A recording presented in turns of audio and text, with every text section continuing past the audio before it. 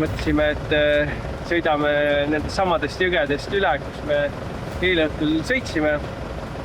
Ja tuli välja, et täna oli jääveetase natukene tõusnud, vesi oli sügavam ja tõmbas esimesel autol 4 rehvist 3 tõmbas velje pealt maha ja lisaks on veel üks velg ka pooleks. Aga eks siin näha ole, mis siis toimuma hakkab.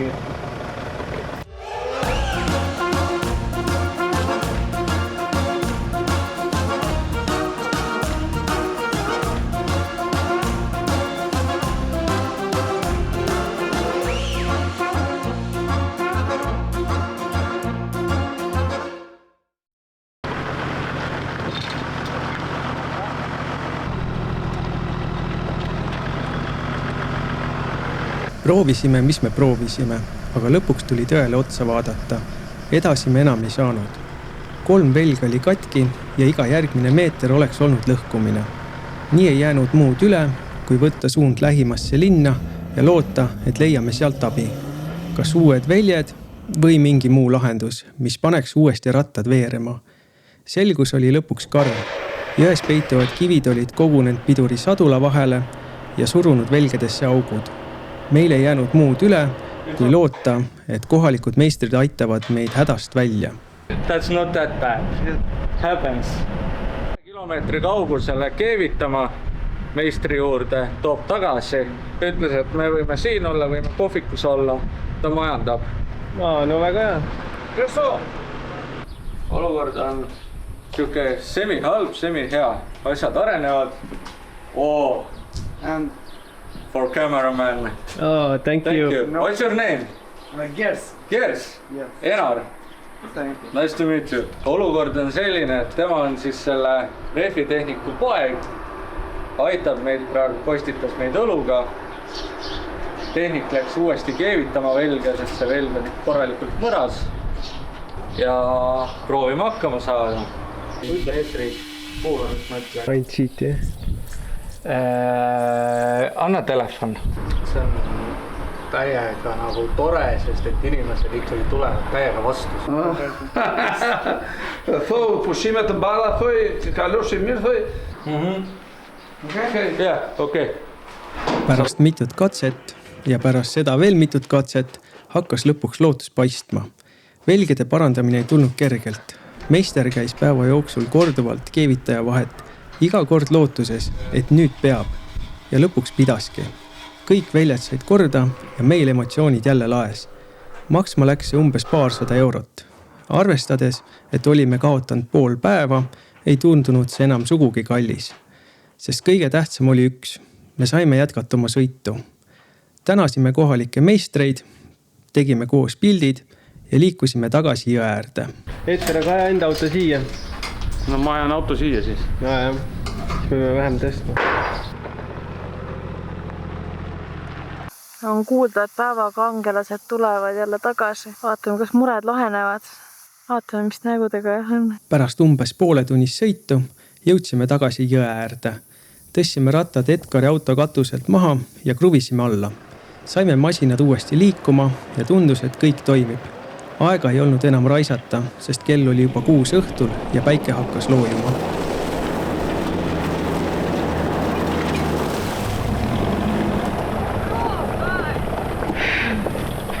Väga pro!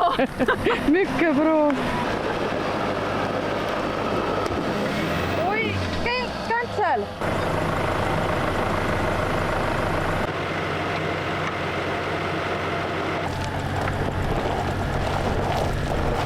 Kohe sa, Mari, kommenteerid siis olukorda? Mis tunded sind valdavad? Pane kinni. It's alive! Lähme igostes menetleme, aga mis sa arvad, et seal juhtus siis? Oota, auto tuleb. On seal pool teljega midagi. Pool teljega midagi.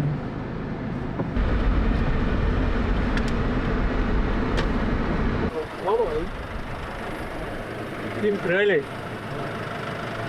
Ta on vist nuudis pooleks. No, võib küll olla, jah. mõtlen, mida teha. olukord on selline, et pool telg on katki. Ja me nüüd menetleme, kuidas me saame edasi sõita. Cut it here. Is it possible? My dad can cut it on home, but what do you need, something else? No, that's all. That's all we need. Just cut it from here. And we can put it back. Okay, can we wait here? Because we can't move. Nierina juve dovime mua. Побера, один, побера. Dovi soccer. Nieri, sì, tale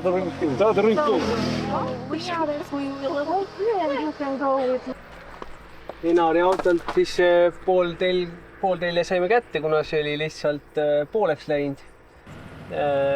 Enar nüüd läks ühe kohalikuga, läks kaasa, et lõigata siis see pool telg pooleks ja siis me saaksime selle välimise osa panna rattalaagri külge tagasi ja nüüd ta peaks varsti tagasi jõudma ja siis vaatame edasi, kuidas me selle õlilekke siit peatame või siia midagi ette teeme, et seda või sealt õli välja ei jookseks. See oli selle tüdruku isa ja ta sebis mingi mehaaniku, selle garaaži me läksime. Nad proovisid õigesti teha seda asja, aga see ei tulnud välja, seega me lõikasime selle pooleks.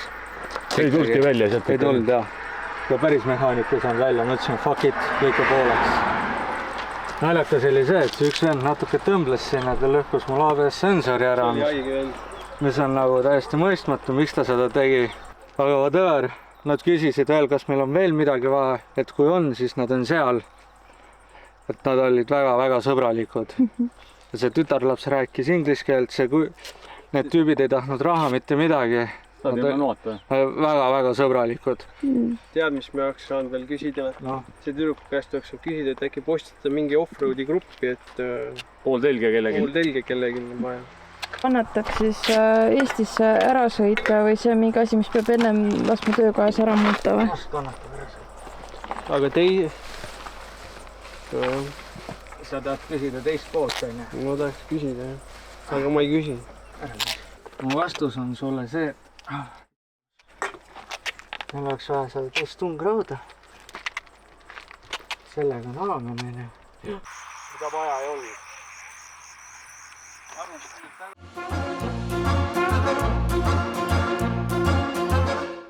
Liikuma saime eelmisel õhtul üsna hilja ja ausalt öeldes väga jaksu enam ei olnud, et kaamera välja otsida.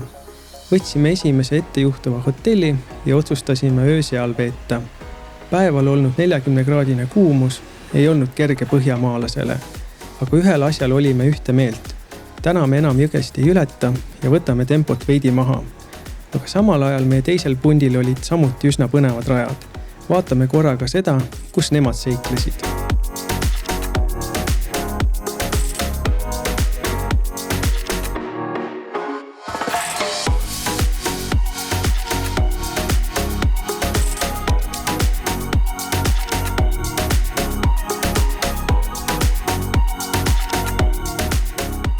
Ka tuleme nüüd tagasi meie teekonna juurde. Selline näeb välja meie tagasisõit. Hetkel oleme veel napilt Albaanias, aga mitte kauaks. Väike suts veel sõita ja juba ootavad ees Montenegro ning Bosnia ja Hertsegoviina. Enne kui siit päriselt lahkume, teeme veel ühe viimase peatuse. Võtame Albaanias peale jõekivide midagi veel kaasa. Selleks on meie lemmikud suveniirid. Et taskud asjad on olemas, et telefone panna. Käsitöö ühtegi brändi silti ei ole näha, et midagi oleks ilmandatud. Ja 20 eurost sai võlu veel 15 eurot, et I'm happy. Aga saunalinadega on siin küll tuuga, nii et edaspidi ma ei tea, mis ma peale. Ja on mure. Ma ei muretse. Sa ei kõntinud seda turgu läbi ju. Võin siin ühe tänavat tuli. Albaania lipu sisse võid ennast kuivatada, kui soovi. Sa saad aidata, võtta selle lahti ja vaatame korraks seda. See on päris hea välja. See on ilus. Neutraalne. Ja ta on nagu selline samasugune. Issand. Teil on nii suur elutuba. Ma tahan kohe filmida selle hetke, kui Johanna rõõmsa näoga läheb suveniiripoodi ja ütleb, ma tahan seda vaipa.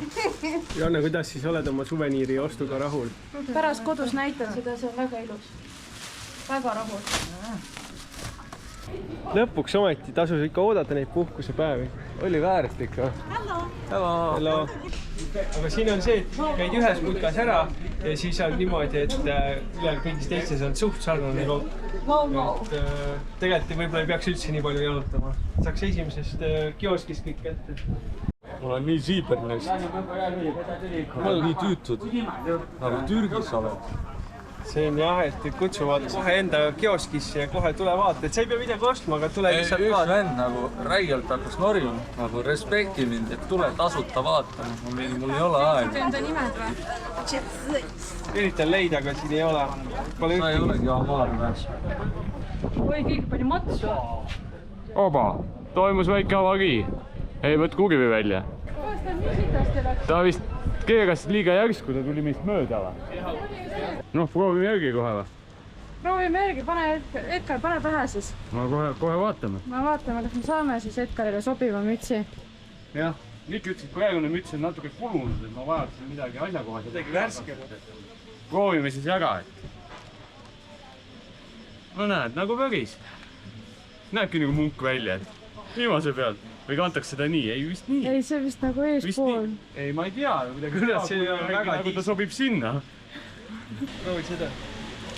Aga see on rohkem. Ei, see just on nagu selline parem. See katab hästi. Embleem peab ikka otsas olema. Kurat, sulle see sobiks tõesti hetkel. Sa pead reisi ajal olema kogu aeg. Me olime hiljas sellega natuke. Kuidas see oli, et Mikul on raske juba või? Mikul on raske, lähme minema. See on ainuke võimalus. Hakka kõik kotid Mikul kätte, siis saame kiiresti minema. Mikk ütles, et ta oli nii ekstaasis, et unustas kauplemise ära. Ma loodan, et see veel ei lõpe nii pea, sest üks käsi on veel täitsa tühi. Siia mahuks ka veel mõned kinkekotid. Suveniiriturg oli ikka lõputu. Tänav pikk ja lai, lettisid täis ja igal pool midagi uut. Aga mida enam edasi kõnnid, seda rohkem hakkad märkama. Need samad mustrid, samad asjad, lihtsalt teises letis. Aga nagu turul ikka, kui ei kauple, maksad liiga palju. Tagasiteel tegime veel ühe peatuse. Seal oli üks kummaline koht. Uppunud sõjalaev ja pooleli jäänud suur arendus. Ja nagu siin mail tihti juhtub, keegi oli sellele lihtsalt aia ette tõmmanud ja küsinud sissepääsu eest 5 eurot. Meie aga maksime see 5 eurot ära ja läksime uudistama.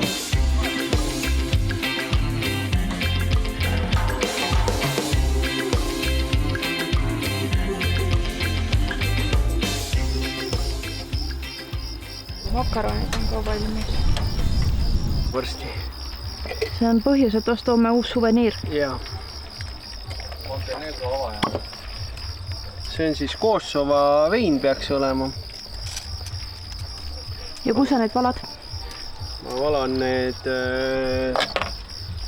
täna Albaaniast ostetud väga uhketesse pokaalidesse, mis on tehtud oliivipuust.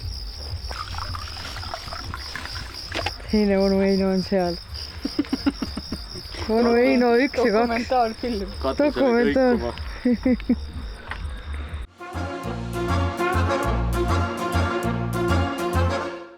Hommik algab Montenegro rannas, kus me laagerdasime. Tuul oli küll vali ja keerutas liiva, aga kokkuvõttes oli täitsa okei. Hea on see, et meie remonditud tehnika peab hästi. Nissani keevitatud väljed ja ka pooltelg, mille pimedas tee ääres parandasime, ei ole alt vedanud. Ka teistel autodel ei ole probleeme enam ilmnenud. Nüüd aga võtame suuna Bosnia ja Hertsegoviina poole.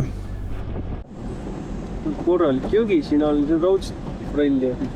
Nii, jõudsime just Bosnia ja Hertsegoviinasse. Teed on sellised väga kahtlased. Näha, et rikkus just ei kiratse selles riigis. Joanna, kuidas sul on? On tunda, et on gramm vaesem kui eelmised riigid. Tööolud on halvad. Aga muidu on huvides, ma olen esimest korda. Oleme nüüd jõudnud Bosnia ja Hertsegoviinasse. Google Mapsist vaatasin, et siin peaks olema üks matkakoht ja selle järgi tulime siia. Aga kui me siia kohale jõudsime, siis selgus, et kahjuks enam seda lõkkekohta või lauda enam siin ei ole. Et siin on näha, siin on ainult üks tühi plats ja ainult lauajupid alle. aga noh, sellegipoolest meie saame enda söögi tehtud ja liigume edasi. praegu ei ütleks, et kõige halvemad teed on. Ei. Edasi läks jumala normaalseks, aga vahetult peale piiri oli küll jube. Kitsas oli vaata. Pikk sõit oli selja taga ja koos sellega jäi selja taha ka Bosnia ja Hertsegoviina. Edasi läheb meie sõit suhteliselt kiirelt trassi pidi ning põnevamat osa on veidi vähem. Seega kõike ei hakka videopildis edasi andma, sest riigid mööduvad kiirelt. Küll aga sõita on veel palju ning põnevad kohad on meid ootamas. Kurat, kahe näha, et Horvaatial on poppi, tangid sõidavad teed enne. Kurat, nende vahele vist ei sõitma. Ei ole soovitatav, jah? Ta filmib meie segadust. Jah. Tule. Anna kaamera mulle. Come my friend, saada naised näitavad nüüd. Nii. Tule, muidugi on. Mis arvad, et saab ilma segadusest olla? No me peaaegu saime. Ei no selles suhtes, et iga kord, kui me tõstame selle nagu tühjaks siin ette, siis ei ole segadust. Nagu me siia tagasi nüüd paneme, siis on segadus. Uni oli vähe. Te meie auto undamist kuulsite jälle või? Ühe korra juba, kui me läksin magama, siis läks undama vist. Selle reisi viimaseks turismiobjektiks oli tee peale jäänud Auschwitzi kompleks Poolas.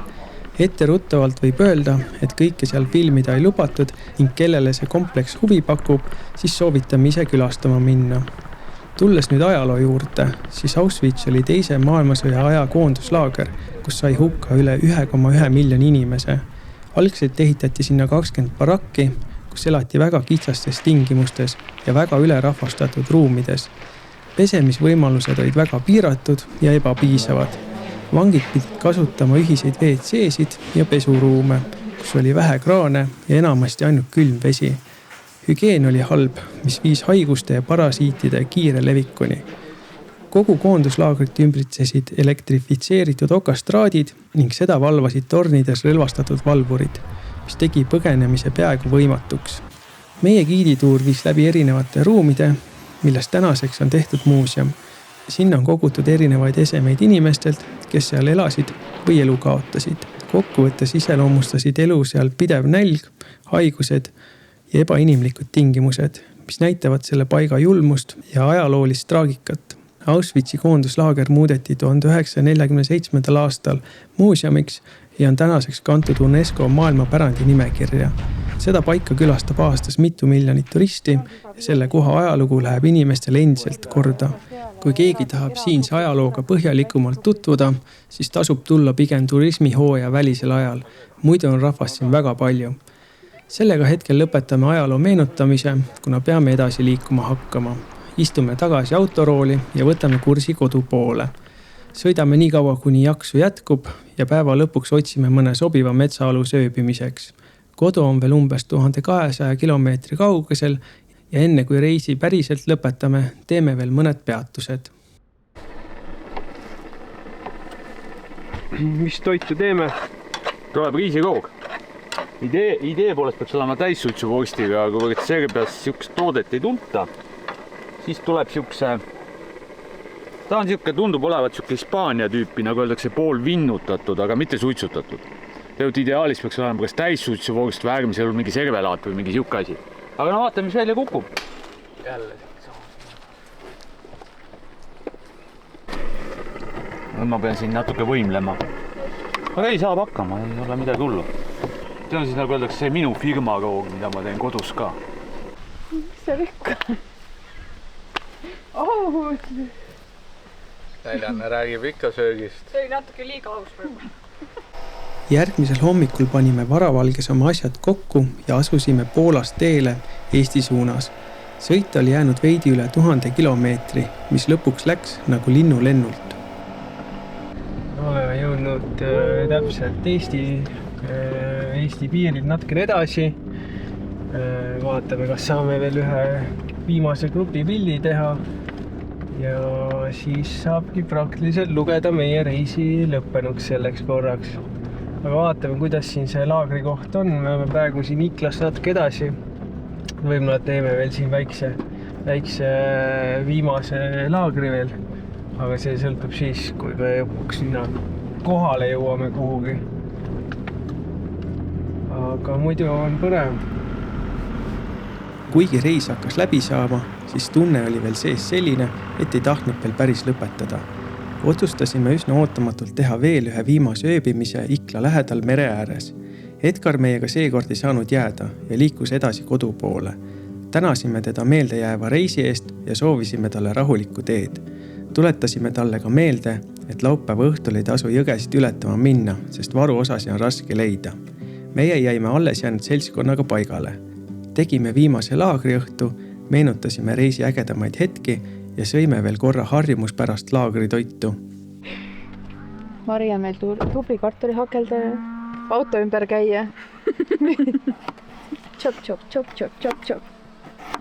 Proovi nii, et seda lagamit seal autos sees on väga peal. ei, näita just neid siin. Tada! Vaadake nüüd. Üle Marivõla. Siin on üks vaade ja siin on teine vaade. Üks vaade, teine vaade. tere!